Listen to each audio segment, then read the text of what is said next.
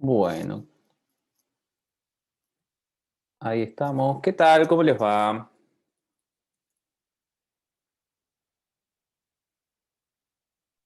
Hola, doctor, buen día. Buen día. Bueno,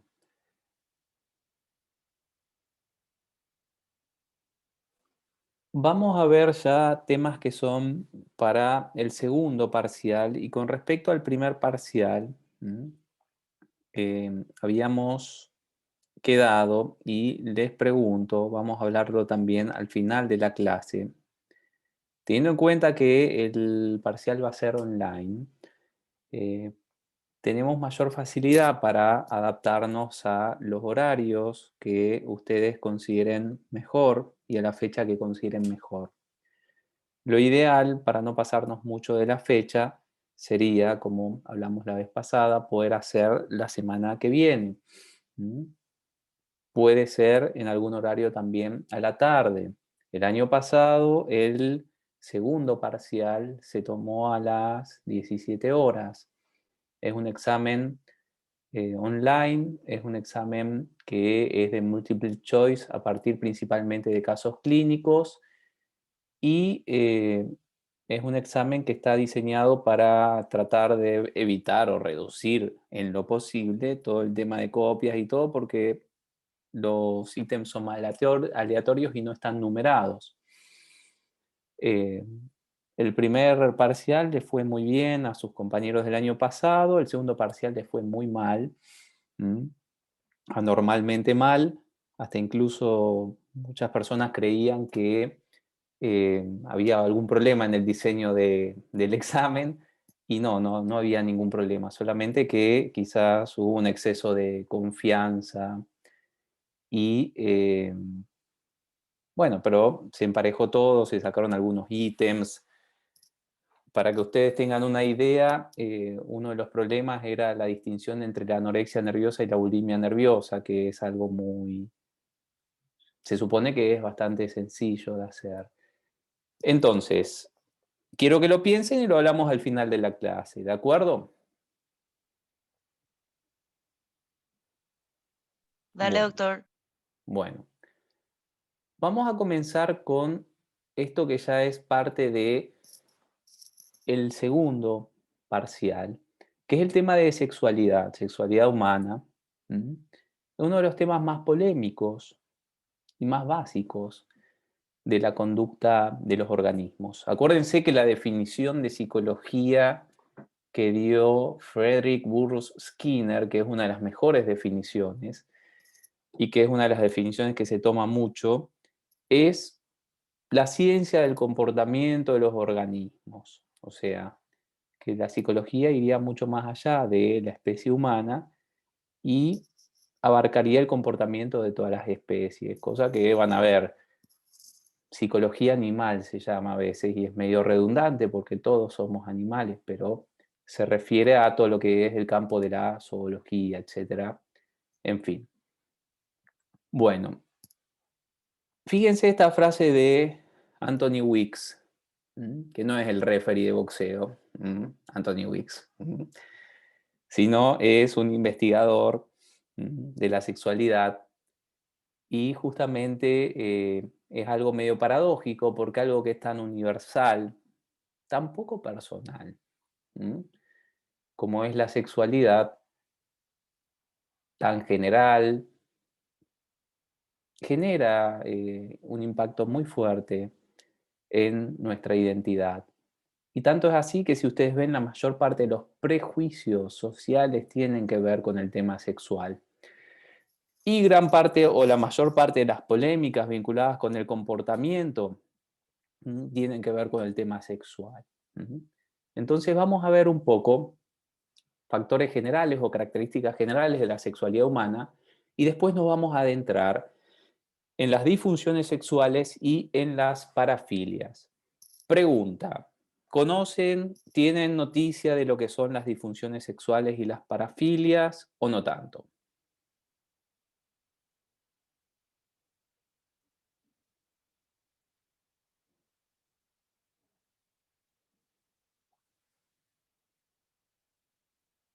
Bueno, vamos a ver eso, y vamos a ver por qué es importante para el tema diagnóstico también poder hacer un diagnóstico diferencial entre las disfunciones sexuales, ver el tema de las parafilias que suelen generar bastante dificultad. Bueno, y esto es algo bastante obvio que decía, ¿no? John Lennon con respecto a que generalmente estímulos de violencia no son más indiferentes en las cuestiones de televisión, internet, etcétera, que estímulos vinculados con lo sexual, obviamente que es así. Bueno, ¿por qué esto es así? ¿Por qué la sexualidad humana genera tantas polémicas? ¿Cuál es el problema con la sexualidad humana, siendo que es una función universal? Ni siquiera es muy propia de nuestra especie. La sexualidad prácticamente está presente en todas las especies de una u otra manera. Ujú. ¿Por qué les parece que genera tanta polémica el tema sexual? Porque hay varias hipótesis alternativas o explicativas de por qué esto es así. Cuéntenme, ¿qué les parece? ¿Por qué la sexualidad humana genera tantas polémicas? ¿Es un tema, como antiguamente se decía, tabú? ¿Es algo que eh, es difícil de hablar? ¿Es fácil de que haya problemáticas vinculadas con las opiniones al respecto de estos temas? Porque está muy enraizada en la sociedad las creencias religiosas, por Bueno, un lado, bueno, y por otro lado, el grupo que no tiene esas creencias, entonces eso genera un debate bastante fuerte entre ambos grupos.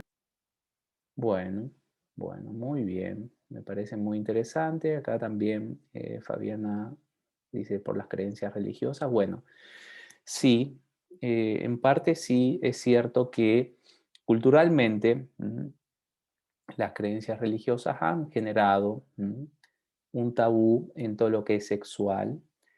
Prácticamente en todas las sociedades, las religiones han prescripto ciertos tipos de prácticas sexuales y proscripto ciertos tipos de otras prácticas sexuales.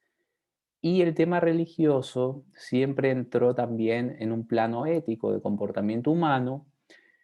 Se dice en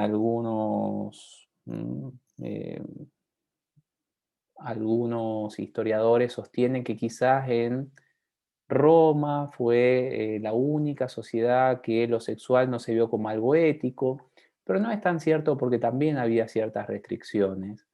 Entonces, bueno, y ya que mencionan esto, ¿y por qué será que la mayoría de las religiones tienen pautas muy fuertes con respecto a lo sexual?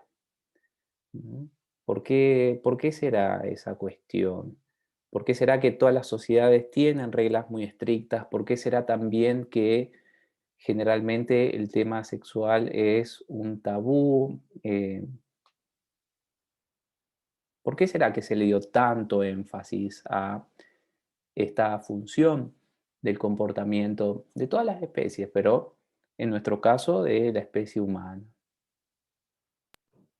Yo leí una vez, no sé qué tan cierto es, que como la sexualidad es una necesidad fisiológica, como cualquier otra, cuando uno reprime mucho eso, como que se vuelve más intenso, más reactivo.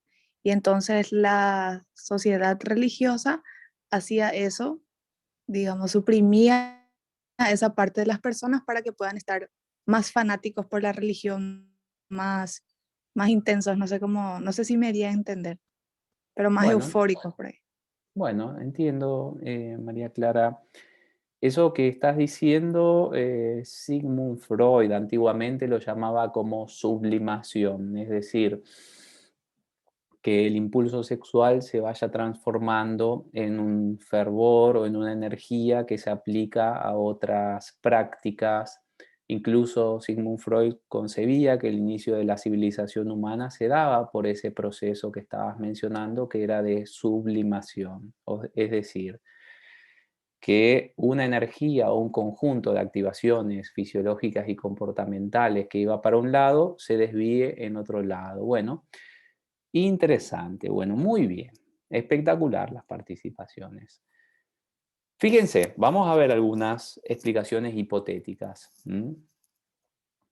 Y justamente vamos a comenzar con el premio Nobel de Medicina Jacques Monod, que era un médico, un biólogo molecular realmente era. Y Jacques Monod hacía una pregunta en su libro El azar y la necesidad, de que si tuviéramos que construir un programa de computadora para identificar a un ser vivo y para diferenciar un ser vivo de un ser que no está vivo, vamos a suponer, para enviar una sonda a Marte. Entonces nosotros tenemos que programar una computadora que nos permita diferenciar si hay vida o no en Marte. Y él preguntaba, ¿cuáles son las características que nosotros le atribuiríamos a un ser vivo y que permiten diferenciarlo de un ente, de un conjunto de moléculas no vivas? Cuénteme un poco sobre esto. Capacidad de reproducción. Bueno, David, ahí justo fuiste al punto de que justamente la sexualidad, no solamente del tema sexual humano, sino en la mayoría de las especies, la reproducción, por lo menos las especies más interesantes, ¿no? La reproducción es sexual, o sea, se da por justamente un proceso en el cual dos individuos de la especie aportan parte de su material genético para que se genere un proceso por el cual resulta otro ser de esa especie. Bueno, esa característica que se llama, Jacques Monod la llamaba replicabilidad. ¿m? Es una característica de todos los seres vivos y es lo que permite que la vida continúe. ¿m?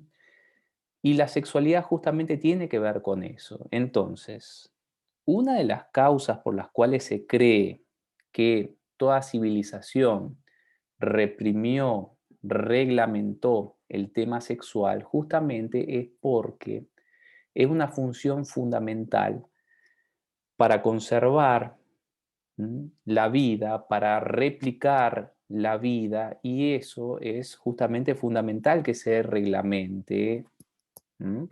teniendo en cuenta los factores de supervivencia. Estas son las tres características. Les explico brevemente. Teleonomía es que los seres vivos parecen tener una función, que puede ser la de conservar su estructura, sobrevivir. Teleo viene de telos, que es fin, y nomía es ley. Bien. Esto no quiere decir que sea diseño inteligente ni nada, sino que si uno ve un organismo, uno ve un sistema que está estructurado con ciertas finalidades. A eso se refiere. Morfogénesis autónoma interna. Jacques Monod sostiene, y es algo que después lo van a ver, probablemente conozcan el término autopoiesis de Varela y Maturana, que son dos biólogos. Tiene que ver justamente con que muchas de nuestras características están prácticamente determinadas genéticamente. Entonces, fíjense que estas características que tenemos no dependen tanto del ambiente, si bien necesitan del ambiente porque el ser humano es un sistema dinámico y un sistema abierto. Nuestras características están determinadas por información interna y por lo tanto nuestra forma, morfo, se genera de manera autónoma a partir de nuestra genética y principalmente regulada de manera interna. Bien, y la replicabilidad tiene que ver con lo sexual. Entonces, teniendo en cuenta esto, vamos por una segunda cuestión.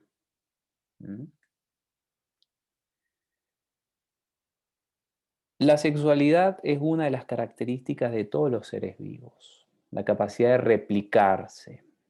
Una segunda pregunta es, ¿cuál es la motivación última de todo organismo vivo? Esta persona que está ahí, en la fotito, con una... ¿cómo se llama eso? ¿Conocen cómo se llama eso? Un fósil puede ser. Sí, ¿cómo se llama ese fósil?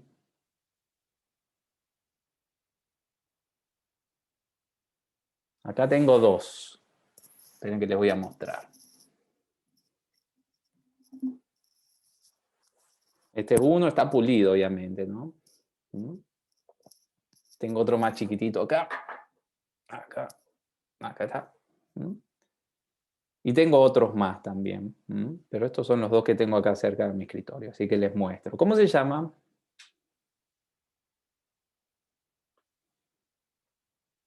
Ni idea, doctor. Soy sincero. Bueno, Escapa a nuestro conocimiento, doctor. Amonita se llama. ¿Mm? ¿Saben por qué Amonita? El dios Amón, ¿mm?, tenía unos cuernos de cabra. ¿Mm? Cuerno y cuerno de cabra. Y están enrollados. Entonces de ahí, ¿mm?, Amonita. ¿Mm? O Amonites, también lo van a ver en latín. ¿Cuántos años tiene? O sea, esto de una especie que se llamaba Amonita y era como una especie de calamar acuático, chiquitito, o podía ser muy grande porque hay amonitas de hasta 3 o 4 metros o 5. Salía por acá, tenía los tentáculos, era un ser marino. Bueno, 160 a 40 millones de años. Bueno, las amonitas. Volviendo al tema, obviamente que esa persona que está ahí se llama Richard Dawkins, es mi amigo de Facebook. Bueno, es mi amigo de Facebook, siempre publica cosas así en contra de las pseudociencias, en fin, es un biólogo. Richard Dawkins se hizo muy famoso porque postuló una teoría que tiene mucho agrado en la comunidad científica, no en toda, ¿no? Que es que, ¿cuál es la última motivación de todo organismo vivo? Pregunto a ustedes. Seguir viviendo. Bueno, tiene que ver con eso. Y más allá de seguir viviendo, ¿cuál sería?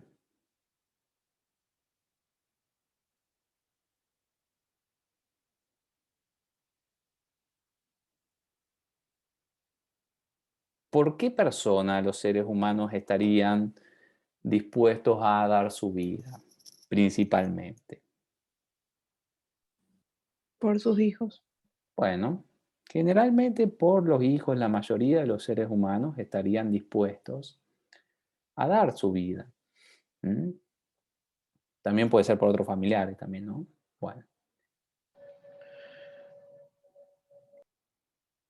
¿Algo iban a decir? Dejar un legado que le recuerde por varios años, Bien, varios años. bien, eso también. El tema de la fama, la historia de Aquiles, la historia de Cleopatra, ¿m? O sea, morir pero ser famosos o no ser olvidados. Bien. Esto es una teoría, tiene cierto asidero científico y también es difícil porque las teorías con respecto a la motivación tienen una dificultad, que es que justamente es difícil ponerlas a prueba. Pero les comento, es interesante y quizás ya la conozcan. Richard Dawkins, en El gen egoísta, sostuvo que, por más que sea contraintuitivo, la última motivación de los organismos, o que el núcleo que dirige el comportamiento, no sería nuestro ser consciente, nuestro sistema nervioso, ni siquiera nuestra estructura corporal, sino más bien algo de índole celular, nuestra información genética.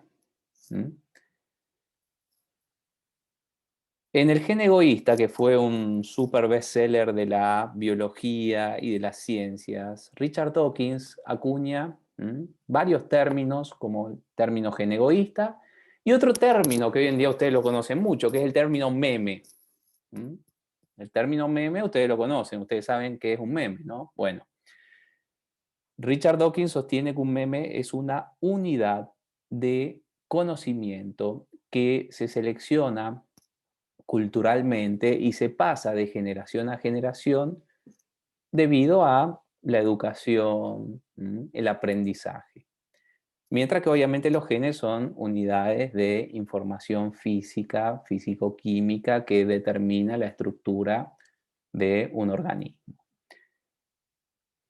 ¿Cómo conservamos nuestra carga genética? Obviamente reproduciéndonos. Entonces, en cuanto a características de organismo, en cuanto a motivación, la sexualidad es fundamental. Y la tercera cuestión que es interesante, fíjense, es el tema de que generalmente la represión sexual y la reglamentación sexual no se da en la individualidad, se da en una sociedad y el ser humano, desde que nace como ser humano y como especie misma, está en una micro sociedad. Estos son dos autores, un autor que no se los recomiendo, que es Michel Foucault, y otro que se lo recomiendo un poco más, que es Sanderson. Generalmente, la conservación de una sociedad se da por dos factores. Por el factor que decía Richard Dawkins de reproducción genética y por el factor que también decía Richard Dawkins de reproducción cultural.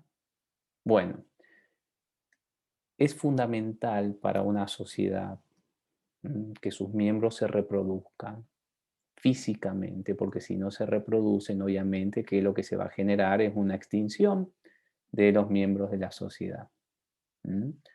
Fíjense, todos los países más poderosos del mundo suelen ser los países más poblados. Michel Foucault hablaba de lo que llamaba biopolítica, que es justamente la utilización de lo biológico y principalmente de lo sexual para generar poder. Esto es algo que no es que descubrió Michel Foucault, sino que lo reportaba. Existió desde que el ser humano es ser humano. Si ustedes tienen un país hiperpoblado, por más que hayan leído a Richard Malthus, van a tener un país que probablemente sea poderoso o pueda potencialmente ser poderoso. Lo que está pasando con China, lo que está pasando con India, por ejemplo.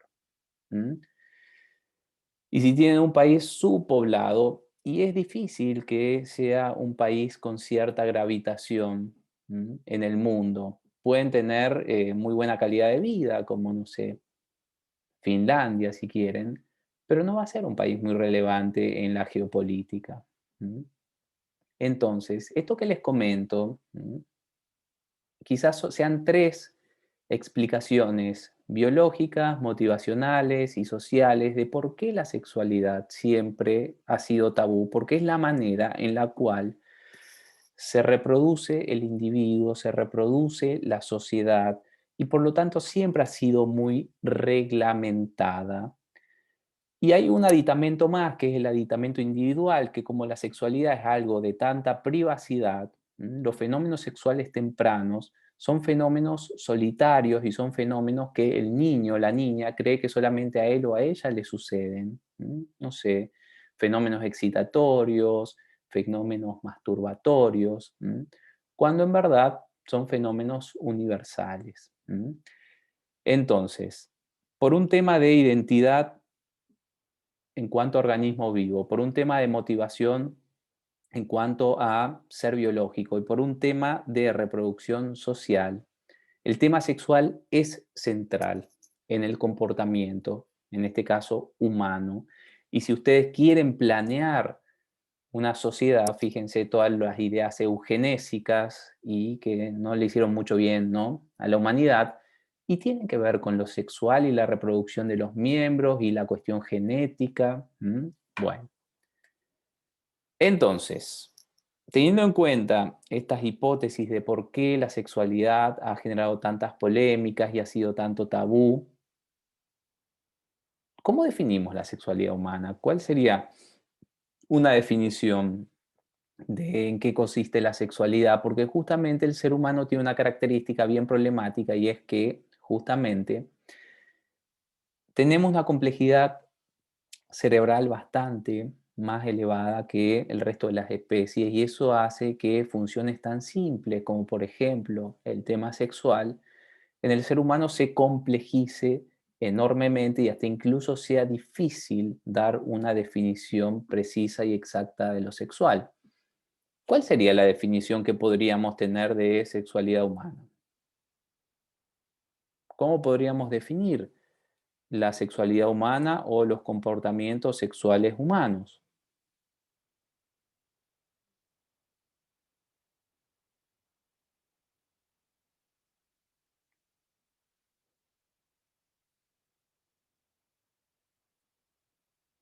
¿O para qué sirve la sexualidad humana? ¿Qué funciones suele tener?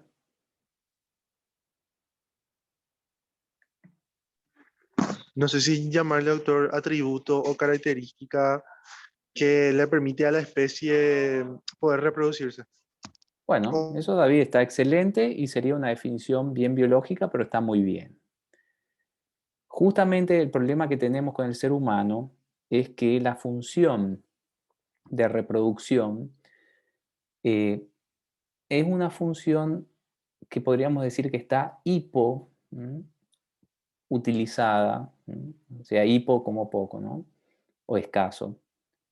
En cuanto a lo sexual, porque fíjense que la mayoría de las personas que tienen cierta vida sexual, y en verdad todo el mundo tiene vida sexual en el sentido de que no es necesario reproducirse o tener relaciones sexuales para tener vida sexual, no suelen reproducirse, pero es muy interesante que filogenéticamente la sexualidad humana viene de la función de reproducción y eso no hay que olvidarlo, porque a veces olvidamos los orígenes. Así que genial.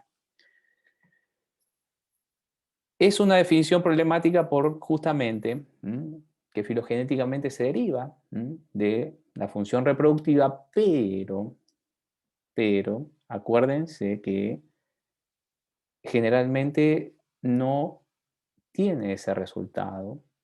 Y por otro lado, como la sexualidad en el ser humano tiene que ver con funciones eróticas, hedónicas, es decir, de placer, y comunicativas también, está el peligro también de caer en lo que se cayó inicialmente, en las conceptualizaciones psicoanalíticas, que prácticamente todo era sexual, o incluso que se caía en un pansexualismo y todo estaba sexualizado. Y por ejemplo, en 1900, cuando se publicó la interpretación de los sueños por parte de Sigmund Freud, si uno tiene que sintetizar ese libro, es, según Freud, es que los sueños son una realización disfrazada de deseos sexuales infantiles reprimidos. O sea, fíjense cómo todo tenía que ver con lo sexual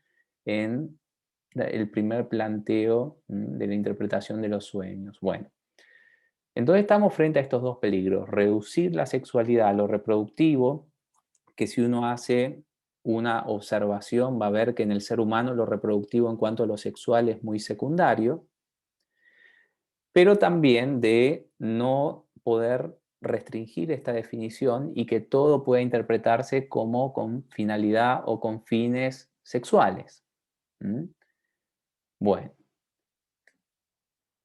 entonces, siempre se sugiere ir, cuando uno tiene que definir algún tipo de comportamiento, ver qué funciones tiene ese comportamiento para poder asirnos, agarrarnos de algo un poco más concreto. ¿Mm?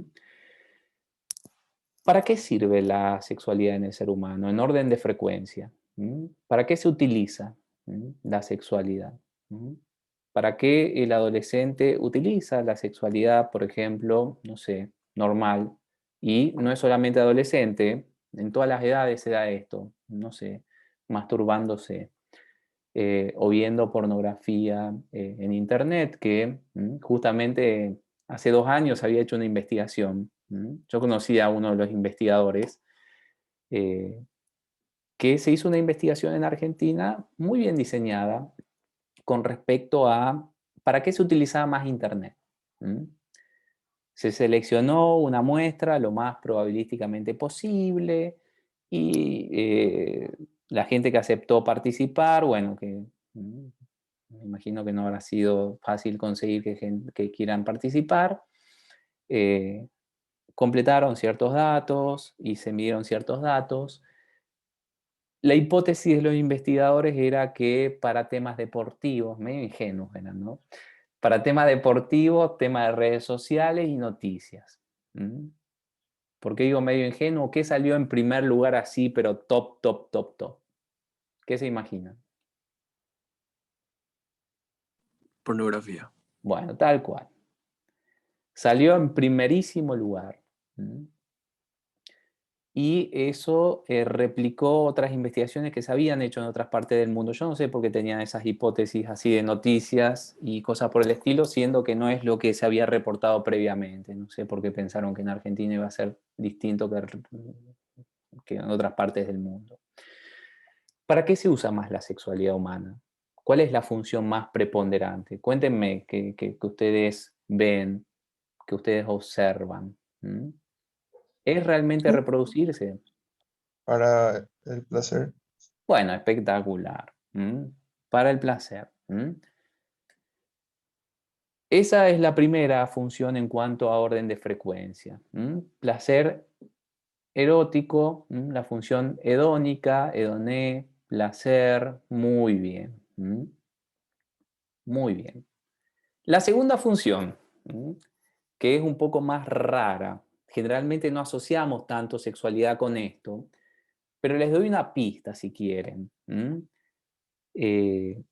Varios autores de autores sociológicos, Niklas McLuhan, etcétera, sostienen que el universo, todo, puede verse como un sistema de traspaso, de comunicación, o sea, como un sistema comunicacional. Piensen, imagínense, o no se imaginen, vamos a suponer que es su realidad. Ustedes están en una relación de pareja, ¿no? Tienen relaciones sexuales con su pareja, cosa que es normal a partir de la adultez. Una función es para el placer. Y hay otra función aparte de eso, o sea, el tema sexual, ¿por qué está tan vinculado con el tema del amor, del apego emocional, de la admiración? Fíjense que hasta incluso hay estímulos que pueden generar excitación sexual y no necesariamente son estéticos, no sé, admirar a una persona, o como decía un conocido que, medio raro, ¿no? Que él tenía una fantasía con Angela Merkel. ¿Por qué? Porque la admiraba como gobernante, o sea, bueno. ¿Cuál es la segunda función de lo sexual? La Puede primera ser es para crear puede ser para crear un vínculo con la persona. bueno, espectacular. Espectacular. La función comunicativa. El tema de crear un vínculo, de comunicar, el tema de intimidad, el tema de conexión, el tema de justamente generar una vinculación y comunicar afecto, amor, admiración, admiración ética, intelectual, estética. Generalmente lo más normal es estético porque es lo más primitivo. Tal cual. Esto que le comento a Angela Merkel tiene que ver con el concepto de Platón, de amor platónico, se le dice. Eso se extrae de El banquete, es un texto de Platón, en el cual Platón dice que hay dos tipos de amor. Está el amor físico, que es estético y es medio animal. Bueno, obviamente todos somos animales, pero la filosofía platónica no lo considera así, ¿no? Y el amor platónico, que era el amor al alma. El amor platónico no necesariamente era sexual, pero era un enamoramiento del alma de la persona. como en Grecia había un sexismo muy fuerte, porque vieron que se decía Grecia, cuna de la democracia. Bueno, en verdad no era Grecia, era Atenas y fue en un periodo de Atenas y quienes podían votar eran los ciudadanos libres, había esclavitud, las mujeres no eran ciudadanos, ¿m? No votaban, eran considerados seres inferiores. Entonces el amor platónico es un amor por alma, como los griegos. Platón mismo, por más que no tenía tantos prejuicios porque creía que el hombre y la mujer más o menos eran iguales, pero en el texto del banquete se ve que como los griegos consideraban, o principalmente los atenienses, que el hombre era superior a la mujer, el amor platónico generalmente era un amor que podría calificarse como homosexual, no en el sentido sexual erótico, sino en el sentido de elección de objeto. ¿Mm? O sea, Platón amaba platónicamente a Sócrates, que era su maestro, y así sucesivamente. Bueno, la función comunicativa es muy importante y es algo que no nos damos cuenta. Con el sexo, con la atracción sexual, con las relaciones sexuales, comunicamos cosas. Si ustedes lo quieren ver de una manera muy biológica, muy rígida, lo que comunicamos es que para nuestro cerebro nos parece que la persona que nos atrae sexualmente tiene genes interesantes que queremos acoplar a nuestros genes para que nuestros genes sigan sobreviviendo a pesar de que nosotros no sobrevivamos más. ¿Mm? Bueno, desde un punto de vista un poco más sofisticado, tiene que ver con comunicar aprecio, admiración, etc. Y recién la tercera función tiene que ver con la función reproductiva, que es la reproducción de la especie y principalmente, recuerden bien, la reproducción de nuestra genética. Bueno, entonces, generalmente la sexualidad en el ser humano, si bien deriva filogenéticamente de la reproducción, adquiere funciones que eran generalmente una especie de medio para un fin, se vuelven fin en sí, porque fíjense que hoy en día la sexualidad, y siempre desde que el ser humano, se utiliza más de manera erótica que de manera reproductiva.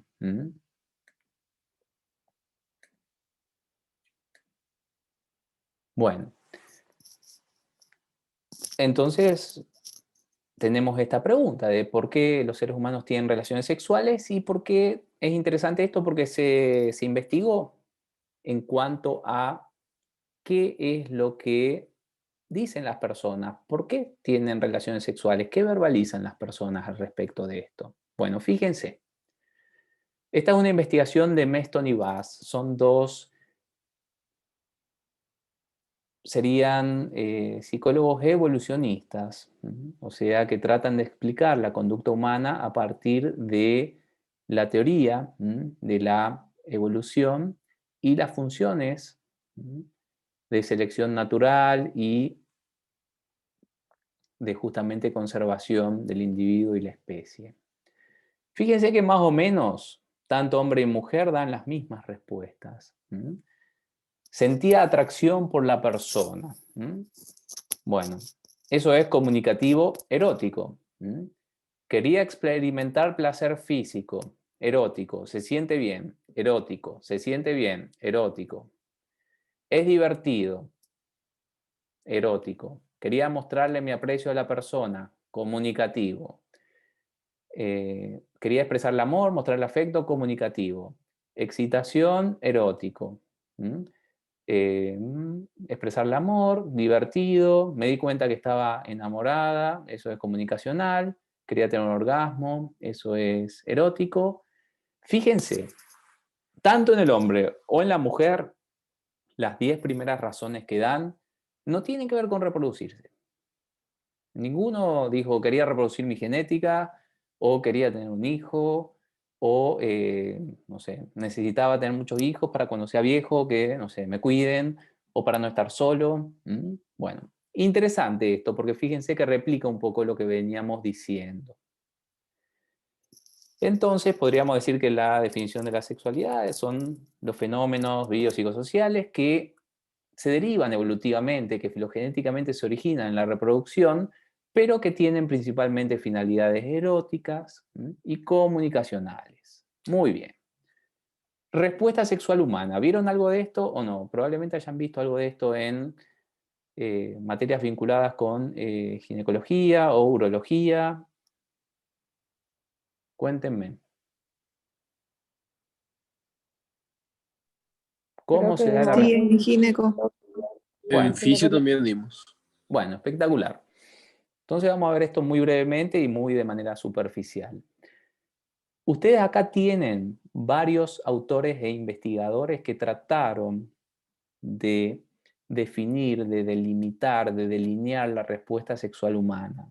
Desde Havelock Ellis, con una conceptualización bastante precaria de tumescencia y de tumescencia, ¿no?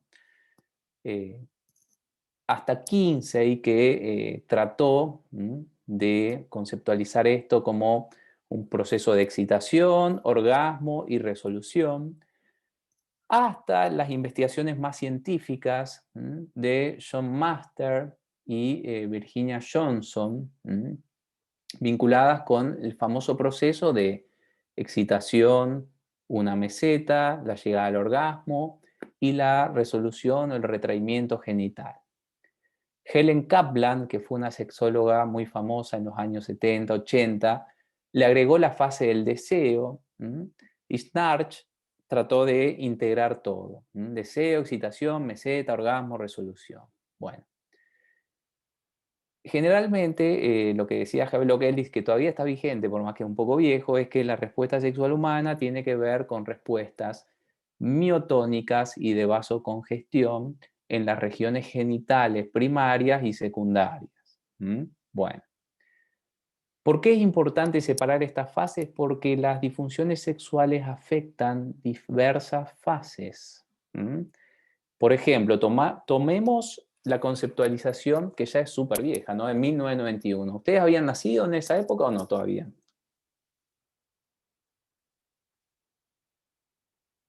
No, doctor.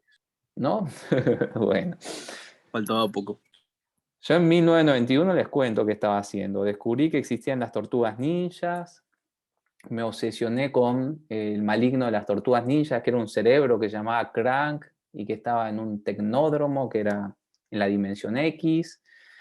Estaba en tercer grado de la primaria. ¿Tercer grado de la primaria? Sí, tercer grado de la primaria. Con la señorita Inés, nosotros le decíamos señoritas, ¿no? Bueno, yo me acuerdo todo más o menos de los 4 años, por eso les cuento. En fin. Bien. La fase del deseo sexual puede verse alterada. Hay personas que tienen un deseo sexual hipoactivo o no tienen deseo sexual. Eso se llama deseo sexual hipoactivo.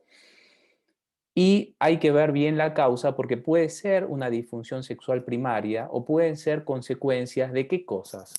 ¿Qué cosas puede hacer que una persona tenga un deseo sexual hipoactivo? Vamos por trastornos mentales.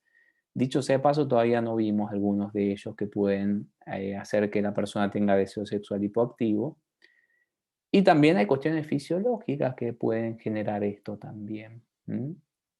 Desde cuestiones endocrinas muy complicadas, como algunos síndromes, no sé, síndrome de Cushing, síndrome de Addison, etcétera, hasta cuestiones un poco más manejables y que no son graves y que con una adecuada suplementación esto se tiene que revertir, como por ejemplo hipotiroidismo. Pero en cuanto a trastornos mentales, ¿qué diferenciación tendríamos que hacer en algo que puede afectar el deseo sexual? De lo que hayamos visto. Trastorno depresivo. Bueno, muy bien. Los trastornos depresivos afectan, no en todos los casos, pero en muchos casos afectan, espectacular Andrew, el deseo sexual. Como el deseo en general puede verse afectado por un estado anímico bajo. Muy bien. ¿Qué más podría ser?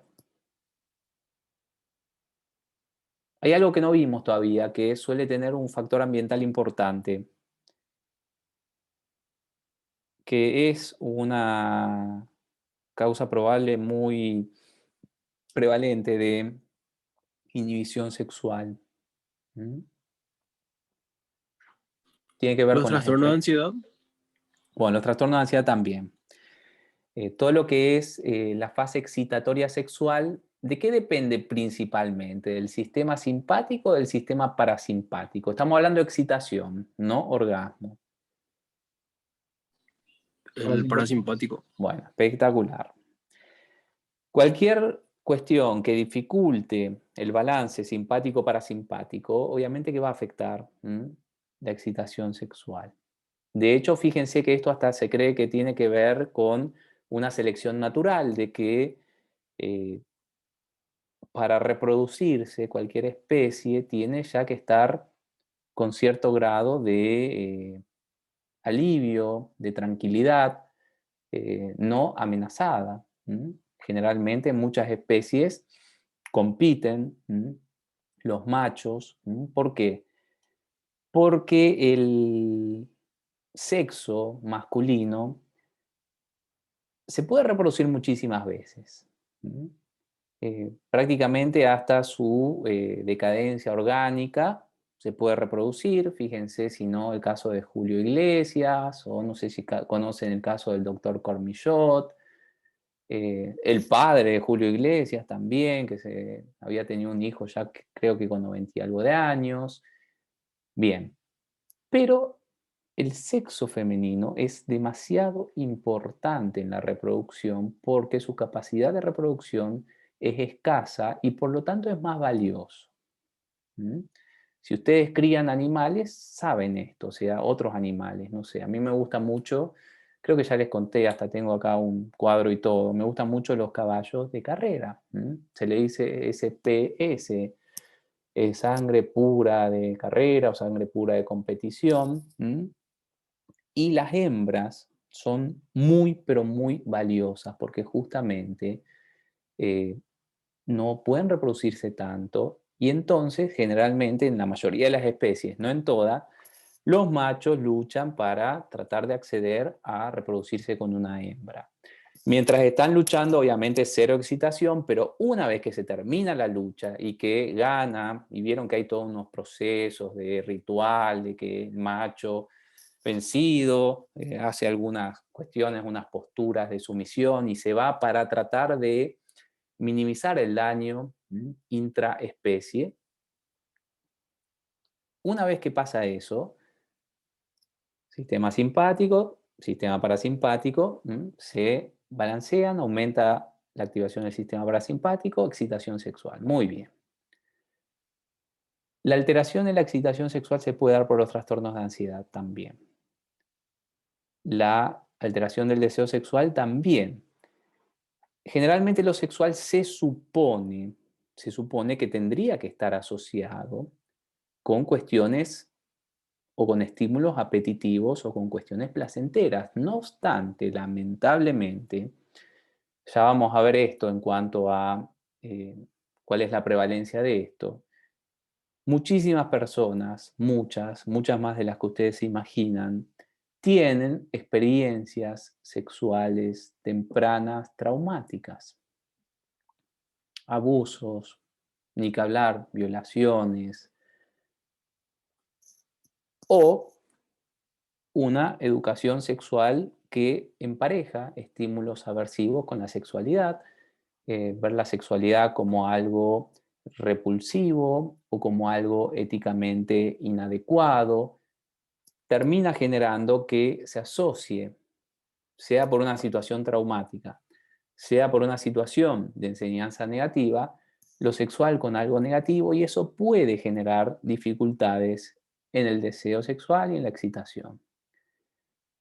En la fase de meseta generalmente no hay problemas o puede producirse el problema de que se produzca un momento de retracción. Y en la fase del orgasmo suelen haber problemas principalmente por una cuestión anatómica en la mujer. Ya vamos a ver esto con más detalle. Bueno, la respuesta sexual humana, acuérdense que es una simplificación de estas fases, pero en verdad se pueden dar orgasmos múltiples, no se puede dar el orgasmo se puede dar muy tempranamente. Esto creo que si ya lo vieron va a ser un poco redundante y también un poco superficial, pero esto sí es interesante, porque esto tiene que ver con una polémica comportamental. ¿Mm? Sé que es un poco personal esta respuesta, pero quiero que ustedes se generen esta respuesta en su mente. ¿Cuántas parejas desearían tener en estos próximos 30 años? ¿Mm? Cuando digo pareja vinculada con una relación romántica, ¿m? De pareja y por lo tanto también sexual. ¿M? Bueno, esto se ha investigado y vamos a ver ahora los resultados y las polémicas resultantes. ¿M? ¿Ya más o menos pensaron en esto o no?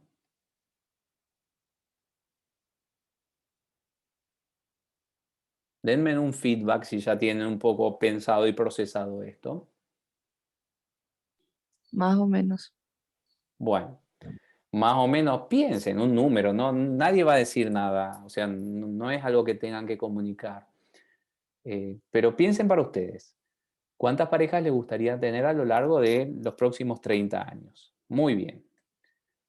Fíjense que justamente Bass, que les había comentado, que es uno de los psicólogos evolucionistas más famosos, junto con Schmidt, investigaron esto.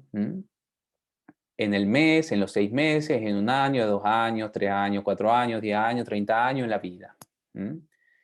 Y vieron que había una diferencia muy importante entre el sexo masculino y el sexo femenino. Mientras que encontraron medias muy elevadas para el hombre, de incluso 20, 30, o ya vamos a ver en otra investigación 60 parejas a lo largo de su vida, en la mujer encontraron una media bastante más baja, con una moda, o sea, con el valor más frecuente de 1. Bien. Según estos datos, estos autores sostienen, vieron, es cierto la teoría evolutiva con respecto a la diferencia entre el sexo femenino y el sexo masculino, porque fíjense que el hombre tiene ciertos problemas a corto plazo y problemas a largo plazo vinculados con la reproducción y la mujer tiene otros problemas. En el corto plazo, al hombre le conviene tener el mayor número de parejas posibles. Otro problema que tiene el hombre es identificar cuáles son las mujeres que están sexualmente accesibles, el problema de minimizar los costos, los riesgos y el compromiso a corto plazo, y el problema de la fertilidad de sí mismo, pero principalmente de su pareja. Bien. A largo plazo, el hombre tiene otros problemas. ¿Cuáles problemas? Problema de identificar si realmente es padre de sus hijos, el problema de que quizás su pareja ya no pueda reproducirse o pierda o reduzca su posibilidad de reproducción, el problema del compromiso, que es algo restrictivo en cuanto a la reproducción de su genética, el problema de poder cuidar a su carga genética, o sea, a sus hijos, y el problema de la calidad genética. Bueno, horrible les puede parecer esto, pero piensen, es evolución, biología. Mientras que la mujer tiene otros problemas a corto y largo plazo. El problema justamente de la obtención de recursos, el problema de evaluar si la pareja a corto plazo va a poder convertirse en a largo plazo, el problema de la calidad genética de su pareja, el problema de si le conviene mantener o cambiar a su pareja y el problema de perder también a su pareja. Mientras que a largo plazo, la mujer, según estos autores, tomen todo esto con pinzas porque ya vamos a ver el reanálisis de los datos, tiene el problema de identificar cuáles son los compañeros o cuál es el compañero hombre que está dispuesto a comprometerse con ella justamente identificar cuál compañero hombre le va a dar protección física, compromiso, el compañero el compañero hombre que tenga buenas capacidades de crianza y el problema de la cualidad genética de su compañero hombre con el cual decidió reproducirse, siendo que la mujer no tiene tanta capacidad reproductiva como el hombre. Bueno, obviamente que cuando vemos esto biológicamente queda horrible y parece que tiene un dejo de machismo también. Y justamente estas dos autoras, Miller y Fishkin, reanalizaron los datos e incluso tomaron nuevamente estos datos. Incluso obtuvieron cuestiones bastante más extremas que lo que habían obtenido Bass y Schmidt, vinculadas con que la media de hombre y mujer, la media de mujer era de dos parejas en 30 años, y la media de los hombres era 64. Pero fíjense para qué sirve las estadísticas. Cuando yo enseñaba estadística utilizaba este ejemplo de para qué sirve la medida tan aburrida como la moda. La moda es la medida más frecuente. Tanto el hombre como la mujer, el número más frecuente fue 1. Entonces, ¿qué fue lo que pasó? Y bueno, fíjense qué fue lo que pasó. Que hubieron algunos pocos participantes que se tendrían que haber sacado de la investigación porque se llaman outliners, los participantes que se van mucho de las medias, hombres que querían tener 1000 a 10.000 parejas cada 30 años y 1000, entonces tiraron la media para adelante. Lo que sostienen estas dos autoras es que no es cierto que estas diferencias que tienen un sentido evolutivo existan entre el hombre y la mujer, que más bien es una teoría basada en cuestiones biológicas primitivas que hoy en día en la civilización actual no es tan fácil de identificar, porque si bien es cierto que se dice vulgarmente que el hombre lo que quiere más bien es la libertad y tener muchas parejas sexuales, y la mujer quiere supuestamente la seguridad y tener una pareja, en verdad eso es un prejuicio, porque si uno ve los datos, la mayoría, hombre y mujer, quieren lo mismo.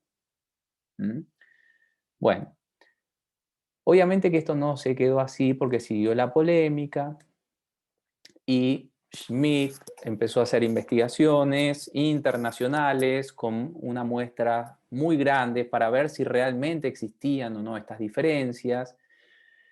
Y lo que obtuvo fueron diferencias que son estadísticamente significativas, pero que tampoco sustentan tanto esa diferencia tan grande que se sugiere en psicología evolucionista de que la mujer busca protección y el hombre busca reproducirse lo más posible. Porque fíjense que en 30 años la media de 60 y algo o de 20 fue de 6 para el hombre y fue de 2 para la mujer. Siempre las diferencias fueron estadísticamente significativas, incluso en el próximo mes, fíjense. Y esto se replicó en la mayoría de los países. En América del Norte, América del Sur, Europa del Este, del Oeste, Europa del Sur. Bueno, prácticamente siempre hubieron diferencias significativas en todos los países a favor de que el hombre tendría como una especie de mayor propensión a tener relaciones sexuales que la mujer. Esta es otra investigación también de Schmidt en 48 naciones y se ve más o menos cuál es la apertura para tener, fíjense, este inventario de sociosexualidad tiene que ver con la apertura con respecto a la propensión a tener relaciones sexuales. Se midió en todos los países. Creo que en Paraguay no se midió, pero ya les digo, no se midió. No hay datos de Paraguay por acá. Pero fíjense, los países más abiertos a tener relaciones sexuales, por ejemplo, cuanto mayor es la medida, mayor apertura, mayor propensión a tener, a buscar, a desear tener relaciones sexuales. Y fíjense que sí o sí encontraron diferencias entre el hombre y la mujer. Por ejemplo, el promedio de 55 para los hombres en Argentina y en la mujer es 30. O sea que hay diferencias, que el hombre tiene mayor propensión a la búsqueda de relaciones sexuales. ¿Eso se puede decir? Sí, se puede decir. Y también se estudió en cuanto a ver, con respecto a la razón nacional sexual, los países que puntúan más en National Sex Ratio son los que tienen mayor población de sexo masculino: Taiwán, Bangladesh, Hong Kong, Fiji, Bolivia, Turquía, Filipinas, Corea del Sur, mientras lo que puntúan menos, más y menos es relativo, no quiere decir que sea mejor o peor, son los que tienen más población femenina: Latvia, Estonia, Ucrania, Lituania, Portugal, bueno. Y se había justamente una relación entre el nivel sociosexual, y fíjense que si bien no se ve tan bien, hay una correlación, y lo que es muy evidente y sí está soportado en los datos es que en cuanto a el tema sexual, en promedio, que no es algo que defina un individuo, el hombre es más propenso a desear tener relaciones sexuales, tener más de una pareja, lo cual no es que asienta la hipótesis evolucionista de Meston y Bass, pero son datos. Bueno, acá también, o sea, más investigaciones. La probabilidad de consentir una relación sexual es positiva en el hombre y es negativa en la mujer, salvo en África y en Asia del Este, que es negativa en los dos sexos. Lo de África, de por qué es negativa, hay muchas hipótesis. Una de las hipótesis es porque las relaciones sexuales suelen ser muy costosas a nivel de enfermedad, y Asia del Este no se sabe bien por qué esto es así, pero bueno, hasta aquí. Lo que se ve y es muy evidente es que, si bien los datos no son tan fuertes como en las primeras investigaciones, en promedio el hombre tiene una propensión a buscar más relaciones sexuales que la mujer en la mayoría de los países, en la mayoría de las naciones, existiendo diferencias estadísticamente significativas, pero siendo en número no tan grandes estas diferencias. Si esto permite sustentar la hipótesis de Meston y Bass de que el hombre justamente lo que más busca es reproducirse porque tiene una posibilidad de reproducirse muy grande, y la mujer lo que más busca es la seguridad porque tiene una posibilidad baja de reproducirse, es una cuestión de criterio. Ustedes saben que es difícil rechazar o aceptar hipótesis evolucionistas. Justamente el año pasado falleció Mario Bunge, y cuando vino a Paraguay, tuve la posibilidad de hablar con él, y él me decía que el problema de la psicología evolucionista es que tiene muchas hipótesis muy interesantes, pero que no se pueden justamente poner a prueba porque son cuestiones que son muy de criterio. Bueno, otra cuestión que también van a ver mucho es que los temores de infidelidad en el hombre van más porque la mujer tenga relaciones sexuales, y en la mujer van más porque su pareja se enamore de otra persona. Pero son estadísticas también, no siempre es así. Y uno dice, el hombre tiene miedo de que la mujer tenga relaciones sexuales porque justamente tiene miedo de que en vez de reproducirse su genética, se reproduzca la genética de otra persona. Y la mujer tiene miedo de que su pareja se enamore de otra porque justamente ahí perdería este tema del compromiso y la estabilidad. Bueno, son estadísticas, solamente que ustedes saben que esto es algo primitivo, algo biológico que hoy en día no se da. O sea, hoy en día una mujer no necesita un hombre para que la proteja, ni tampoco un hombre necesita reproducir su genética de una manera superlativa. O sea, son cosas primitivas. Entonces es para ver, son conceptualizaciones que van a haber muchísima polémica al respecto. Vinculado con esto, está este famoso libro de Donald Simmons, que fue un libro que en su momento generó muchísima polémica, porque justamente hacía una diferencia basada en datos de qué es lo que genera atracción sexual a un hombre y a una mujer. Y fíjense que hasta ahora estamos hablando todo en términos muy, ¿cómo podríamos decir? Sencillos, porque suponemos que hay una orientación heterosexual, cosa que en el 10 al 1% de la población no es así. Ya vamos a ver un poco eso. Bueno, Donald Simmons se preguntó en su famoso libro, La evolución de la sexualidad humana, ¿qué es lo que genera atractivo sexual? ¿Qué es lo que hace que una persona se sienta atraída sexualmente? Y si hay diferencias entre los sexos. Fíjense que hasta ahora hablamos de sexo, no hablamos de género, hablamos de sexo, sexo genético. Bien. Y se pregunta, ¿qué es lo que hace que un hombre se sienta atraído hacia una mujer? ¿Y qué es lo que hace que una mujer se sienta atraída hacia un hombre? ¿Cuáles son las características así conceptuales, quizás no tan conscientes, a veces sí conscientes? Y esto que dijo Simmons hace poco se replicó en una investigación de sites de citas como Tinder, por ejemplo. ¿Cuál es la edad de los perfiles masculinos más visualizados por perfiles femeninos? ¿Y cuál es la edad promedio de perfiles femeninos más visualizados por perfiles masculinos? Cuéntenme, ¿qué les parece?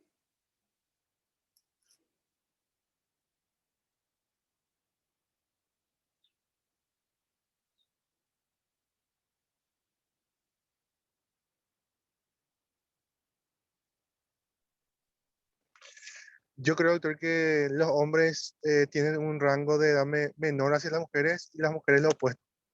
Bueno, una de las investigaciones que se publicó era bastante, el resultado era bastante grotesco.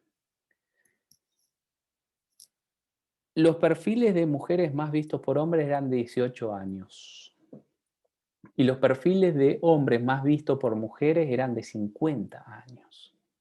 O sea, por eso digo medio grotesco, ¿no? Bueno, Simmons fue uno de los primeros que postuló esto, o quizás el que divulgó esto, de que evolutivamente el sexo humano femenino genera atracción al sexo opuesto a partir de variables o indicadores de salud, de edad y de novedad. Tanto es así que Simon se le armó un lío grande cuando en su libro expresó de una manera muy desenfadada, el hombre las prefiere bellas, jóvenes y desconocidas. Imagínense que esto fue en 1979, todavía había, incluso en Estados Unidos, todavía hoy, hay un núcleo conservador muy fuerte. Pero, decía Simmons, las mujeres prefieren a los hombres dominantes, hábiles y fuertes. Teniendo en cuenta que para que un hombre sea dominante, hábil y fuerte, socialmente fuerte, ¿no? Pero también puede ser físicamente, la edad en la cual se da esto tiende a los 48 o 50 años, es esperable que el perfil buscado hacia los hombres sea un hombre maduro. Y teniendo en cuenta que el tema de salud, el tema de edad, Y el tema también de novedad, a lo mejor de alguien desconocido, tiene que ver con edades más cortas, es bastante esperable que el hombre busque personas más jóvenes que él. Esto socialmente se vio mucho y es algo polémico también porque no es aceptado por todos los autores y no está soportado por todos los datos. Ojo con esto. Pero quiero que lo tengan en cuenta. ¿Mm? Estos son perfiles de atractivos, femeninos y masculinos, pero ustedes van a decir, no, pero yo soy hombre y me gusta una mujer dominante. Y sí, puede pasar. Y no es nada ni malo ni bueno, es una característica. Y también me pueden decir, yo soy mujer y me gustan los hombres más jóvenes. También puede pasar y no es ni malo ni bueno, es una característica. Entonces, ojo con esto, porque estamos hablando de promedios y lo complicado acá siempre es no confundir cuestiones evolutivas, filogenéticas, con cuestiones actuales y también saber que un promedio, las investigaciones con muestras y obviamente con poblaciones, no son representativas de ningún individuo, sino estamos hablando del promedio. Fíjense que hasta ahora no hablamos absolutamente nada del fenómeno de la orientación sexual, homosexual o bisexual. Hasta ahora todas estas investigaciones fueron realizadas con personas que son heterosexuales. Ya vamos a ver un poco cómo avanza esto. Bueno, y tomen con pinzas también esto que les estoy diciendo. Bueno, vamos a ver algunos casos clínicos de disfunciones sexuales. Una persona que sostiene que no puede mantener una erección es por un caso de novedad de pareja, nunca le había pasado esto y le frustra que tenga que sucederle. Caso 1. ¿Cómo podríamos llamar este tipo de disfunción? ¿Cómo se le suele llamar?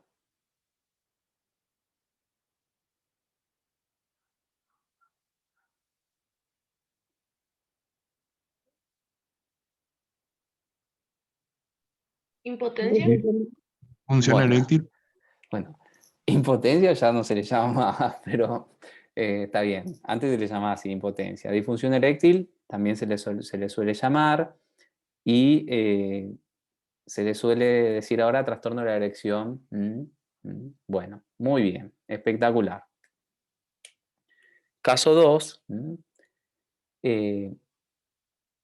Fíjense esta cuestión de una persona que tiene dificultades para lograr mantener la erección, pero es algo muy situacional.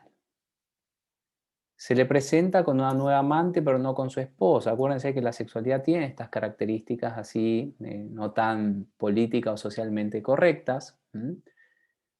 Bueno, esto también es una disfunción eréctil o un trastorno de la erección, pero es situacional.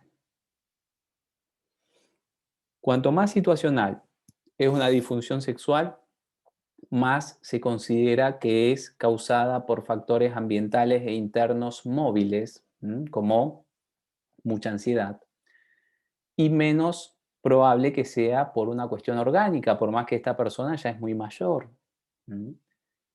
Las cuestiones orgánicas de las disfunciones sexuales masculinas son las etiologías más probables. Ya vamos a ver eso. Bueno, fíjense, una persona que está afectada por eyacular muy rápido. Dice que no dura ni un minuto en las relaciones sexuales y teme perder a su pareja por esto. Siempre se presentó este fenómeno en esta persona. Cuéntenme, ¿cómo se llama esto? ¿Cómo se le suele llamar a esto? Fíjense que no es muy difícil conceptualizar las disfunciones sexuales.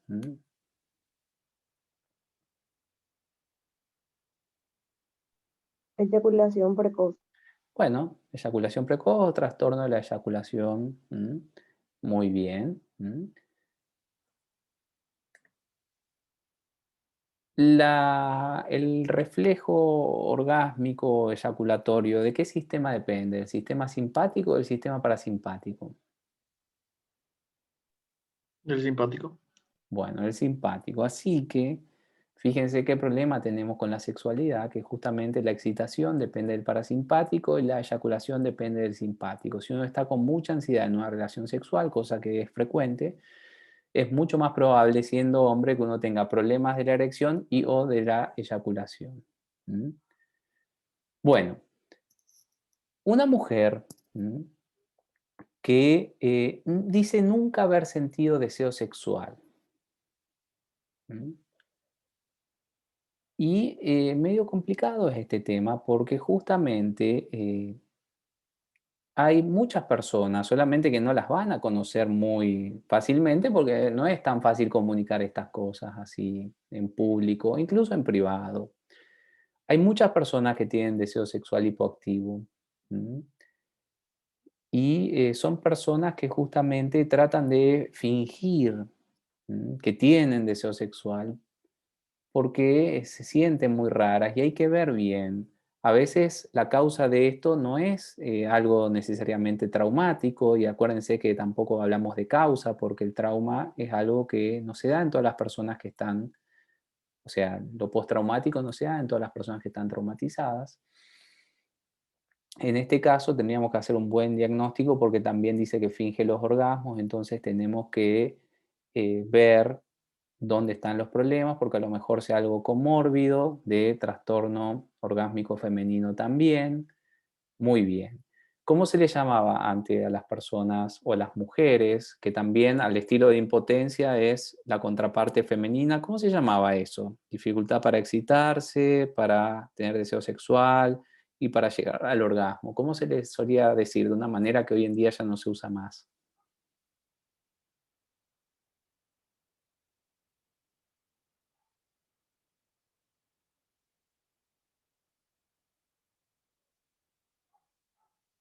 Me acuerdo que hace poco, no me acuerdo quién me dijo que fueron a un lugar que se llamaba Santa Frígida. Yo dije, ¿Frígida? ¿No será Brígida? ¿Mm? Ah, sí, sí, Santa Brígida. Bueno, se le decía frigidez a eso. ¿Mm? Obviamente que ya no es la conceptualización. ¿Cómo se dice, cómo se suele llamar la disfunción sexual en la cual la mujer tiene dificultades o imposibilidad de llegar al orgasmo?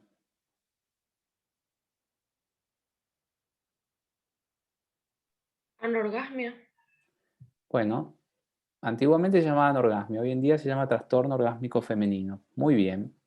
¿Por qué se cambió la modalidad? Porque generalmente la principal causa de trastorno orgásmico femenino es una inadecuada estimulación y no tiene que ver, como cree esta paciente, con el tamaño del pene de su pareja, debido a que, ¿cuál es la zona, la zona típica que es necesaria que se estimule en la mujer para que se genere el orgasmo? ¿Cuál es?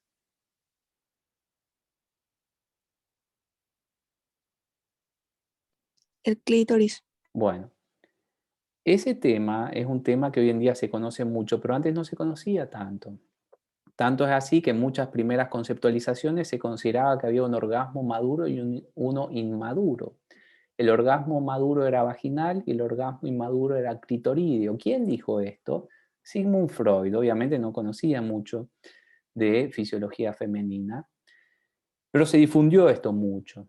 Hasta que justamente Master y Johnson empezaron a investigar y empezaron a ver que justamente, solamente 20 al 30% de las mujeres podían llegar al orgasmo por estimulación vaginal debido a una consiguiente estimulación clitoridia que se daba durante la penetración, el coito. Bien. Entonces lo que se vio es que justamente se requiere estimulación clitoridia y en ciertas personas con ciertas características. Yo tenía una profesora que había publicado hace mucho tiempo atrás, en los años 80, un paper en el cual había investigado qué relación existía entre la asertividad y la anorgasmia. En esa época se llamaba anorgasmia. Y descubrió algo que es muy lógico, que a mayor asertividad, menor nivel de anorgasmia. O sea, cuanto más la mujer era capaz de expresar lo que quería, lo que sentía, lo que pensaba, menor nivel de anorgasmia, porque justamente la principal causa de trastorno orgásmico femenino es la inadecuada estimulación clitoridea. Bueno, fíjense, en este caso, es una persona que prácticamente no tiene una dificultad muy grande para alcanzar el orgasmo y justamente también es un caso que no es situacional, sino es prácticamente generalizado de trastorno orgásmico femenino. Bien. Este tema también es muy interesante. Anteriormente tenía un nombre y a partir del 2013 se le dio otro nombre. ¿Mm? ¿Cómo se llama este fenómeno? Es un fenómeno que siempre llamó mucho la atención fisiológicamente porque es un fenómeno en el cual los tercios externos vaginales empiezan a contraerse cuando la persona está por ser penetrada y esto hace que la penetración sea dolorosa o no se pueda realizar. No solamente es ese fenómeno, sino que se vivencia la penetración con mucho temor, con mucha aversión y hasta incluso hay casos en los cuales la pareja de la persona que padece esto ha sido agredida de manera accidental, una patada, un puñetazo, un codazo, de manera refleja. No es que la persona, no es que en este caso esta secretaria de 21 años quiso hacer esto, quiso golpear a la pareja, sino que fue como una especie de reflejo aversivo. ¿Cómo se llama este caso, esta disfunción sexual que parece tan misteriosa? Vaginismo. Bueno, el nombre Dispareunia. técnico, bueno, ahí está. Muy bien lo que dijeron, porque dijeron vaginismo y dispareunia. Espectacular. Escuchen por qué está espectacular. La denominación vaginismo es súper antigua. Van a verla en tratados súper antiguos, Havelock Ellis, Freud, vaginismus, que se decía en alemán. Bueno, muy bien. Y el tema de la dispareunia, que es el dolor ante la penetración, también. En el DSM-5, la dispareunia y el vaginismo se unieron en un nuevo trastorno que se llama trastorno de dolor génito-pélvico a la penetración. Y es una mezcla de los dos trastornos. Porque se vio que tanto dispareunia como vaginismo iban juntos. Es una polémica que existe, pero así se puso y se puso no porque se le ocurrió a alguien de la Asociación Psiquiátrica Americana, sino porque se generó una task force para ver si era válido seguir manteniendo estos dos trastornos por separados o unirlos. Bueno, entonces, las disfunciones sexuales podemos conceptualizarlas como cualquier tipo de alteración que justamente provoca una disminución, una pérdida de placer y una imposibilidad también de mantener una relación sexual deseada. Acuérdense que siempre es bueno ver si es algo que es primario, o sea, que estuvo presente siempre en la persona, o si es algo que es secundario. Lo que es secundario es más probable que sea ambiental y es mucho más benevolente, justamente. Si es algo que afecta totalmente la respuesta, por ejemplo, una persona que nunca tuvo orgasmos sería un caso total, general, primario. Y si ustedes tienen un caso que es primario, general y total, es muy, muy, muy probable que sea un caso bien orgánico. O si es algo secundario, debido a mucha ansiedad, debido a experiencias negativas del pasado, es más probable que sea situacional o que tienda a una situacionalidad, es más probable que a lo mejor la respuesta se presente de una manera parcial y por lo tanto suponemos que no hay un daño orgánico y por lo tanto es más probable que sea una etiología psicógena o funcional y es algo mucho más tratable psicoterapéuticamente que si es algo que tiene más que ver con lo orgánico. Por ejemplo, en el hombre las disfunciones sexuales aumentan superlativamente con la edad. ¿Mm? Entonces, esto es algo interesante de poder determinar. Y fíjense un poco la prevalencia, porque las disfunciones sexuales son altamente prevalentes en el hombre y en la mujer. La falta de deseo sexual o deseo sexual hipoactivo está reportada en 33% de las mujeres y 16% de los hombres. ¿Mm?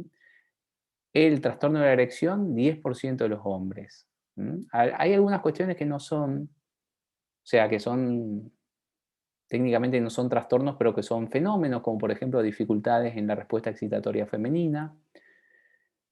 La ausencia del orgasmo se da, es muy prevalente en mujeres, menos prevalente en hombres. La eyaculación precoz se da más en el hombre que en la mujer. Bueno, el orgasmo prematuro está clasificado así. El tema del vaginismo y la dispareunia, fíjense que si sumamos los niveles vamos a tener un 19%. Estas son estadísticas viejas, vamos a ver estadísticas un poco más nuevas y un poco más globales. Fíjense qué interesante ver cómo cambia la prevalencia a partir de las regiones. Hay regiones más afectadas. La región más afectada por las disfunciones sexuales es justamente el sudeste asiático, en competencia con el este asiático. Y podríamos decir que las regiones menos afectadas, si tuviéramos que comparar, porque depende qué trastorno sería, pero vamos a suponer que sea el norte de Europa, que prácticamente tiene los niveles menores. Fíjense que acá tienen entre paréntesis los intervalos de confianza, que son los porcentajes de prevalencia que se espera encontrar en los cuales podrían encontrar ustedes si toman otra muestra. Es muy elevada la prevalencia de las disfunciones sexuales y es algo que generalmente no genera consultas. Bueno, esto les había comentado. Los cambios en el DSM-5. Fíjense que el deseo sexual hipoactivo se transformó en trastorno por excitación, interés sexual femenino. Y la dispareunia y el vaginismo se transformó en trastorno genitopélvico, de dolor a la penetración. Bueno, vamos a repasar, para terminar hoy, estos casos. Fíjense una persona que no recuerda haber tenido deseo sexual. Hay que hacer acá un buen diagnóstico diferencial porque esto no es tan esperable. Trastorno de estrés postraumático, trastorno depresivo mayor, trastornos de ansiedad, bien. Y también todo lo que es aplanamiento afectivo hay que verlo también, que eso iría más para el lado de la esquizofrenia. Bueno, fíjense que esta persona tiene un historial, no sentirse atractiva, asociar el sexo con cuestiones negativas como vergüenza, malestar, frustración. Y fíjense que esto también es para ver si esto es por estrés postraumático, porque una de las etiologías también del deseo sexual hipoactivo, o del trastorno por falta de interés o excitación sexual, es una iniciación sexual traumática. Eh, Prácticamente esta persona fue violada, así que, o sea, esto es una violación. Entonces hay que tener cuidado porque hay que ver si la persona, en este caso se supone que no está con reviviscencias, con recuerdos, con pesadillas. Bien. La educación severa tampoco contribuye y esto antiguamente se llamaba deseo sexual hipoactivo. Hoy en día se llama así, trastorno por excitación, en verdad sería por falta de excitación o interés sexual. Fíjense que tiene que haber una ausencia o reducción del interés por la actividad sexual, también por una reducción o ausencia de pensamientos y fantasías sexuales. El tema de una ausencia de motivación, receptividad, de la experimentación del placer durante la actividad sexual. La ausencia de deseo sexual, esto es bien típico de este trastorno, o sea, porque puede ser que a lo mejor no haya deseo sexual por la pareja, etcétera, pero la ausencia de deseo sexual, por ejemplo, una persona así no va a ser una candidata para consumir, por ejemplo, no sé, pornografía, porque justamente tiene una hipoactivación frente a estímulos sexuales eróticos. ¿Mm? Y también el tema de la afectación en la excitación, o sea, una disminución o una ausencia en los cambios genitales. ¿Mm? Bien. Fíjense que estos datos de prevalencia son los datos de prevalencia del trastorno antiguo, deseo sexual hipoactivo. Es mucho más presente en mujeres que en hombres. Y justamente la menopausia afecta muchísimo, muchísimo este tema. Fíjense que estas prevalencias así son demasiado elevadas, ya da para sospechar, pero ténganlo en cuenta. Bueno,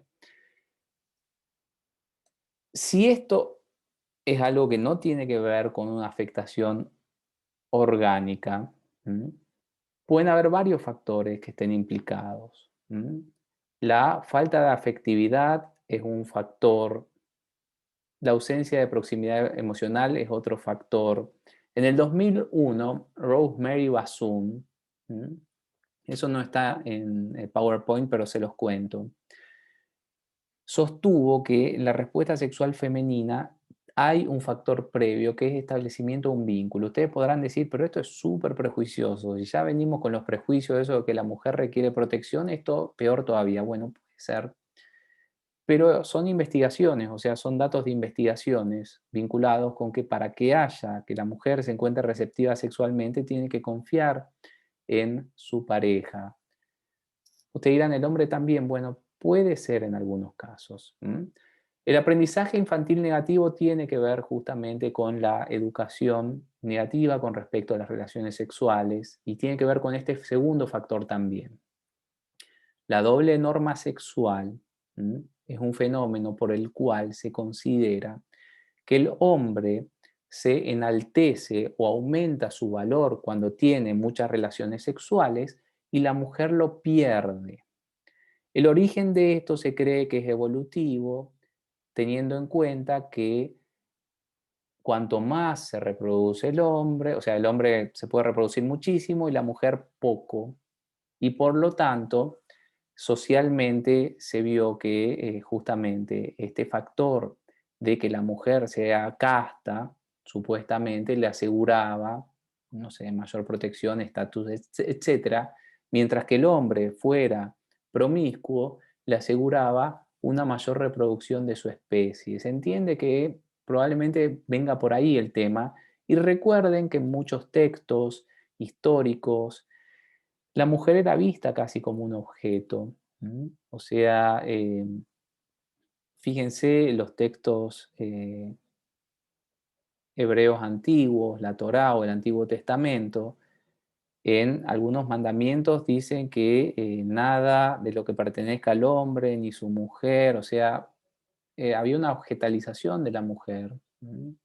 Y la doble norma sexual corresponde a esto.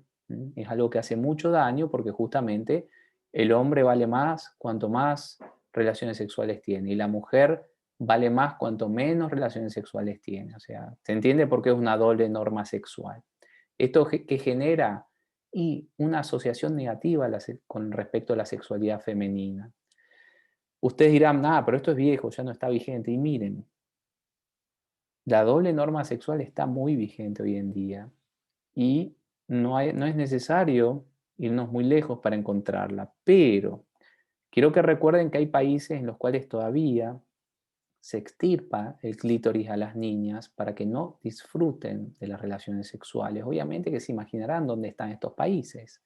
No están en Europa del Norte, ni tampoco están en Asia del Este, ¿no? Están en las regiones menos desarrolladas culturalmente y políticamente. Y realmente es algo que todavía hoy en día se da. Bueno, la definición limitada de la sexualidad también, que la sexualidad se tiene que dar en una pareja, casados, que se aman. Bueno, la mayoría de la gente no está en pareja, la mayoría de la gente no está casada, o sea, ¿se entiende? Esto también puede generar el autoconcepto. Se ha comprobado que cuanto más una persona se siente atractiva, más propensa es a sentir excitación sexual y buscar relaciones sexuales. La mayoría de las personas, si ustedes les preguntan qué les gustaría cambiar de su cuerpo, por lo menos le van a decir 5 cosas. Más alto, más bajo, más grande, más chico, más delgado, menos delgado, más masa muscular, menos masa muscular, cambiar la conformación del rostro, me gustaría que la cabeza sea más grande, que sea más chica, mi frente siempre fue muy chica, me gustaría que sea más grande, me gustaría tener más pelo, menos pelo. La tendencia a la dismorfia corporal es un poco grande, así que eso es para considerar. Bueno, otra cuestión etiológica muy ambiental es esta. El 20 al 30% de la población ha sido víctima de algún tipo de abuso sexual o violación incluso. Este es un problema que está oculto, obviamente, pues nadie cuenta estas experiencias. Y estos temas son muy ambientales, ¿no? Los problemas no resueltos en la relación de pareja, la comunicación deficiente también. Los temores a las consecuencias de las relaciones sexuales son cosas que también hacen que las relaciones sexuales pierdan en parte su carácter erótico y agradable. Los embarazos no intencionales, las infecciones de transmisión sexual, las consecuencias sociales de algo así, hace que a veces la sexualidad termine teniendo caracteres aversivos. Esto que propone Lopi, Cole y Friedman, tómenlo muy con pinzas, el tema de la orientación sexual. Bueno, porque pues se supone que no sería eso una causa etiológica, sino que sería algo lógico, ¿no? Bueno. Ese es el tratamiento que no lo vamos a ver, obviamente, ¿no? Bueno. Fíjense una persona que tiene trastorno orgásmico femenino. El criterio diagnóstico es muy sencillo. Es una ausencia, un retraso, una dificultad que se da con cierta frecuencia, con recurrencia, para alcanzar el orgasmo tras una fase de excitación sexual normal. Acuérdense esto.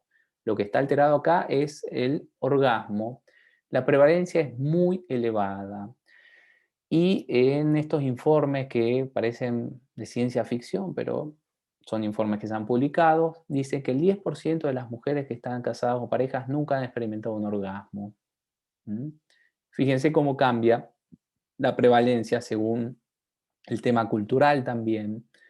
Las personas, las mujeres en Europa del Norte suelen ser más afirmativas que las mujeres en el sudeste asiático, se imaginarán, ¿no? Por un tema cultural. Cuando se hicieron estudios con respecto a la masturbación, se vio que el país que tenía mayor,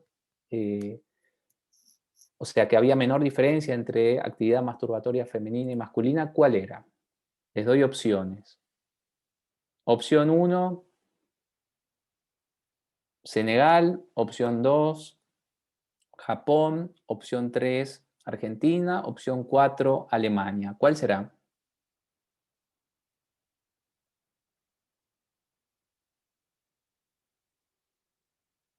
Menor diferencia entre los dos sexos en cuanto a frecuencia de actividad masturbatoria. ¿Cuál será el país? ¿Sí? Alemania. Bueno, Alemania, tal cual. Alemania. ¿Por qué? Bueno, y se cree que es un fenómeno cultural esto, ¿no? Es una sociedad más avanzada, por más que, vamos a poner entre paréntesis, ¿no?, lo que pasó en la Segunda Guerra Mundial. Y justamente hay derechos más igualitarios, que por ejemplo en el sudeste asiático o que en Senegal, por ejemplo, que me imagino que no creo que sea una buena idea o que pase bien una mujer en un país como Senegal, me da la impresión, ¿no? Bueno, la etiología y esto es muy interesante porque fíjense que muchos investigadores sugirieron que esto no sea un trastorno. Y de ahí el término disfunción, que está en el límite de ser un trastorno. Estimulación inadecuada. O sea, ¿qué quiere decir? Que la persona fisiológicamente tiene la capacidad de llegar a un orgasmo, pero debido a que no es estimulada adecuadamente en el clítoris, no llega. Fíjense un segundo factor. Acuérdense que la masturbación, si bien está muy mal considerada, tiene funciones evolutivas muy importantes, porque la masturbación en las especies que ejercen la masturbación, que no es solamente la especie humana, hay otras especies, los perros, las especies vacunas, las especies equinas, tienen estas conductas, los monos, o sea, toda la especie de... Bueno. Las conductas masturbatorias son preparatorias, generan un fitness genital y también un autoconocimiento genital. El desconocimiento de los genitales femeninos, aunque ustedes no lo crean, es un fenómeno que suele sucederle a ciertas personas. Tanto hombre como mujer, pero incluso mujer pasa esto. La comunicación insuficiente en la relación sexual, que la persona no comunique o no pida cómo desea ser estimulada o que no se anime a autoestimularse durante la relación sexual. Vinculado con esto están las creencias negativas con respecto a lo sexual, la famosa doble norma sexual. Bueno, fíjense que son todas etiologías ambientales. Es interesante ver esto porque a diferencia de otros trastornos, en cuanto a los trastornos propiamente dichos de disfunciones sexuales, generalmente la etiología, si se descarta el orgánico, es fuertemente ambiental y fuertemente tiene que ver con historias previas, con cuestiones de disposición social, etc. Bueno, fíjense este tema que tiene que ver con el trastorno genitopélvico de dolor a la penetración, que anteriormente se llamaba vaginismo y o dispareunia, eran dos trastornos aparte. Los espasmos involuntarios en el tercio externo de la musculatura vaginal, que interfiere, dificulta o hace doloroso el coito.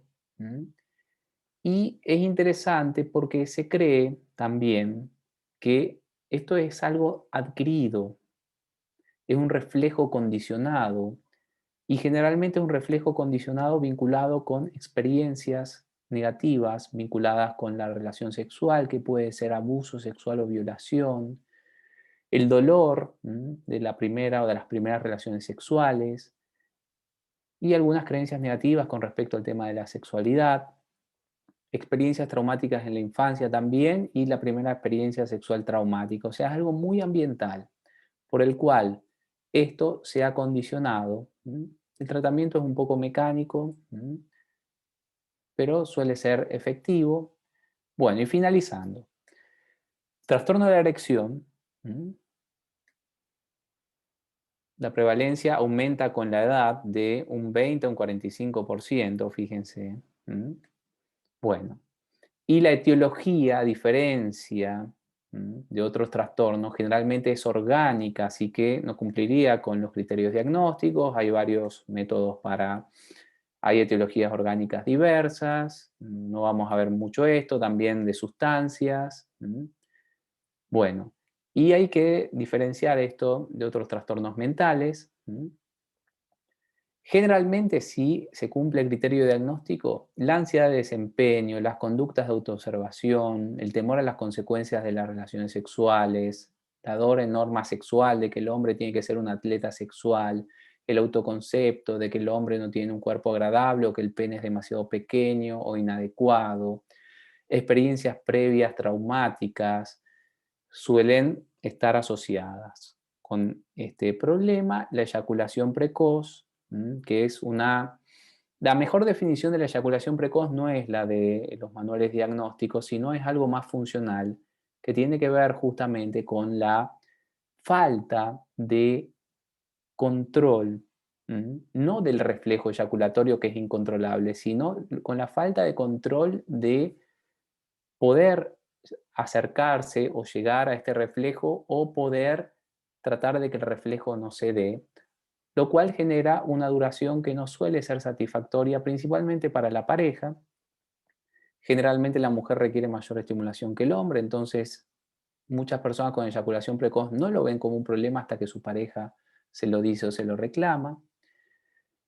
Es altamente prevalente y una cuestión que es interesante es que se cree que tiene mucho que ver con aprendizajes y predisposiciones. Si ustedes tienen un paciente con trastorno de ansiedad generalizada, por ejemplo, es súper comórbida la ansiedad generalizada con la eyaculación precoz. Súper comórbida es, o sea, hay una comorbilidad muy elevada. ¿Mm? Esto de gran periodo de abstinencia también, o sea, si bien las conductas masturbatorias son normales, hay personas que suelen no tener conductas masturbatorias y a veces se genera un gran periodo de abstinencia. ¿Mm? El bajo umbral de excitación también es una característica que es muy fisiológica y que tienen algunas personas.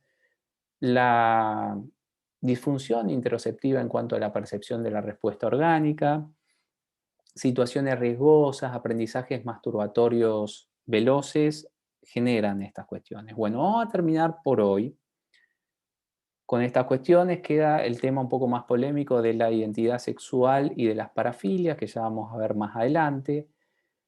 Tema de examen. Pregunto, y podemos también verlo en el grupo. Próxima semana, ¿es posible? Puede ser, por ejemplo, a eso de las 5 de la tarde. ¿Es posible que tengamos el examen la próxima semana a las 5 de la tarde? Se envía el link, cada uno ingresa con su matrícula y van a tener, nunca nadie tuvo problema con el tiempo, así que tampoco lo van a tener ustedes. ¿Es posible que hagamos eso con todas las temáticas que se vieron hasta la clase pasada, no esta clase? Doctor, ¿qué tal? Nuestro problema ahí es que la próxima semana, el 9, nosotros tenemos una parcial de cirugía también y la parcial Bueno, es presencial. Entonces, nosotros quisiéramos saber si podemos rendir el 16, bueno. Vamos a ver, el 16. el lunes 16, sí. Está bien. Pregunto, ¿habría posibilidad para hacer el parcial, por ejemplo, el viernes 13 a las 16 o 17 horas?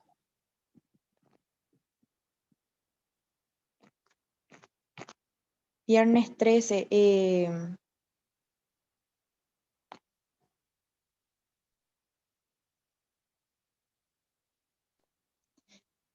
en todo caso, ¿qué tal el sábado, doctor? 14.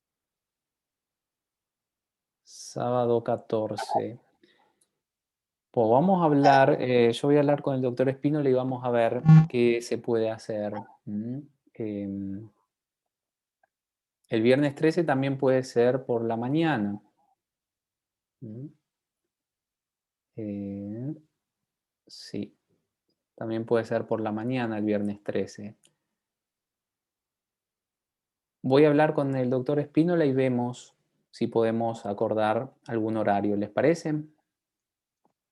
Sí, si es el 16, mejor aún, porque queremos prepararnos bien también para el parcial y como está Bueno, muy cerca de cirugía, está entonces, bien, entiendo. Bueno, voy a hablar y hoy o mañana más tardar vamos a ver qué podemos hacer. ¿Les parece? está bien. Bueno, espectacular. Acuérdense que todo lo que va a ingresar es hasta trastornos disociativos y somatomorfos. ¿Mm? Bueno, esto que vimos hoy es ya contenido de segundo parcial. ¿Mm? Bueno, cuídense mucho, éxitos en cirugía y también vamos a estar comunicándoles cuándo podemos ver un horario conveniente para el primer parcial, ¿de acuerdo? De acuerdo, Vale, doctor. Muchas gracias. Bueno, gracias. Gracias, espectacular. doctor. Que pasen muy bien. Nos vemos. Chau, Muchas chau. gracias, doctor. Hasta luego. Chao, Gracias, chao. doctor. Muchas Chau, gracias. chau.